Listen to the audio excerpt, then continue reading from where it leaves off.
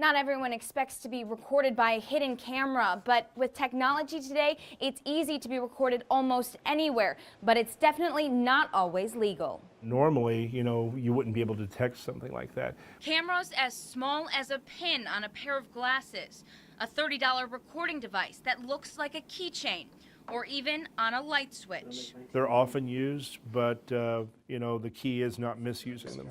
Private investigator Ron Rugen uses these devices often, but only when it's legal. I can't videotape someone in their home, in their privacy, where they have an expectation of privacy, but I can once they open that front door, as long as I'm not zooming into their house. Platte County prosecutors say 25-year-old Daniel Hoskins crossed that line.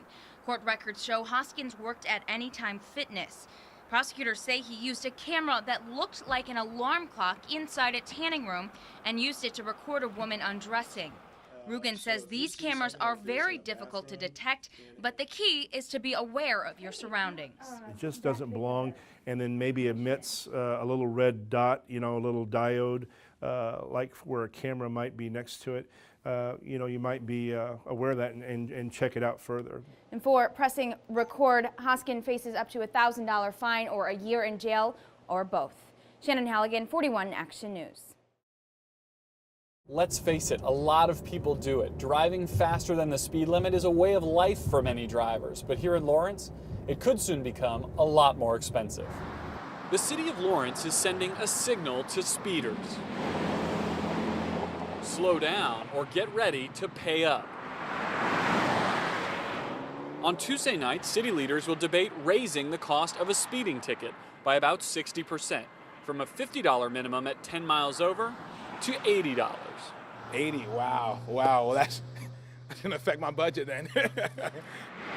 A letter from a city official says that raising rates will bring in more revenue, but that's not why they're doing it. They want to keep up with the guys in the other lane.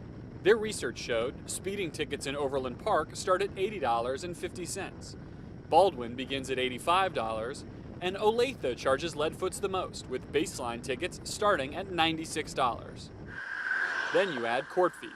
It's probably gonna make me slow down because I can't afford all this if they raise the prices. Could barely afford my last one. Lawrence's research show that the heavy-footed get off lightest in Manhattan, where the fines start at just $18.50. The National Motorist Association estimates that nearly 25 million tickets are written every year. That's billions of dollars in revenue. And if the city of Lawrence passes this new law tomorrow night, beginning October 1st, they'll be able to collect a much bigger slice of it. In Lawrence, Garrett Hake, 41 Action News. He didn't deserve this. Carol knew right away something was wrong. I saw Magic standing where we always feed, and I saw this gigantic red spot. So she called her veterinarian. And he came out and verified, yes, it was some type of an acid burn. Overnight, someone dumped acid on the 14-year-old American quarter horse. Magic Dance Man, Mary Kathleen, Magic Dance Man in front. Magic, or Magic Dance Man, is a retired racehorse. My father, Orban Garrett, raised him. This is the two of them in the winner's circle at their last race in 2004 at Fair Meadows. He gave my father so much pleasure. That's why this is hard to take. I just don't want the horse to suffer. The doctor says Magic's injury can be treated, but Carol doesn't want him to suffer. I'm thinking that we would be more humane to put him down because of his age and because of the duration that it would take to heal him. A tough decision ahead. In the meantime, Carol has a message for the person who did this. I think they're sick. I think they're criminally ill. I hope that they're caught. We need to remember that this music happened right here and it's perfect. The hole that's in my heart, it's in the hearts of all of our cast members. Tonight, the show must go on. We've dedicated our 14 shows to the honor, the memory, and the honor of Houston St. John. In their final dress rehearsal for Tarzan, the Christian Youth Theater performed without their leading man of the jungle. Houston was incredibly able to get in touch with that ability to create a character, and he had nothing held him back, so he was just able to do that character. When yesterday's news broke, Houston is now with Jesus. So did the hearts of fellow cast members who have stood on stage with the talented young superstar for months. Houston St. John lost his life in a car accident, and it just took my breath away. And now his lead role falls to his understudy. He was very talented, and I feel a little stressed to go out there and try to perform in his honor. And There's me, young Tarzan. That's hilarious. Now what are you going to do? He loved doing this so much. Please continue to do it for Houston because he loved it so much. And so that's what we're going to remind the kids of every time we go on.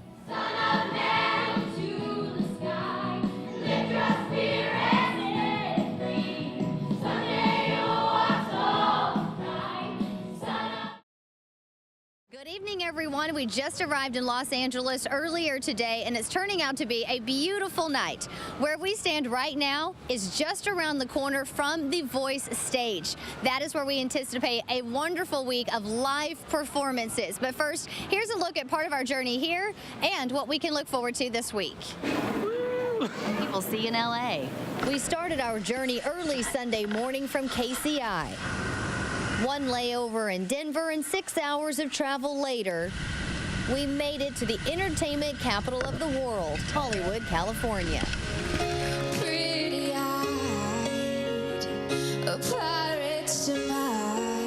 And that's why Missouri native Caroline Glaser, she stunned the judges during the blind auditions with her performance of Tiny Dancer, where Blake Shelton turned his chair around and seconds later, Shakira did the same.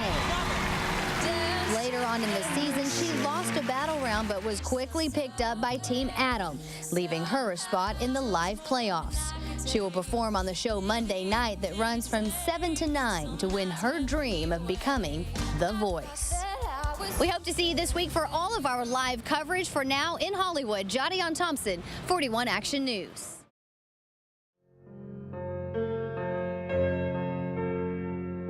He's just the sweetest person that I know. Zach Bybee was born 5 years ago, the youngest of 3 boys. Oh, I love little Zachy. He entered the world with the same challenges of any newborn, needing a parent to show him the way, how to eat, crawl, walk, and talk. And then, at 9 months, I was hoping life would be normal, but my mommy instinct was telling me there's something special about this little boy. Zach's mother looked at the doctor and said, he's not even close to sitting up. We literally had to drop formula, drop by drop into his mouth. We'll get him some help in these different areas, and hopefully he'll speed up with the other kids.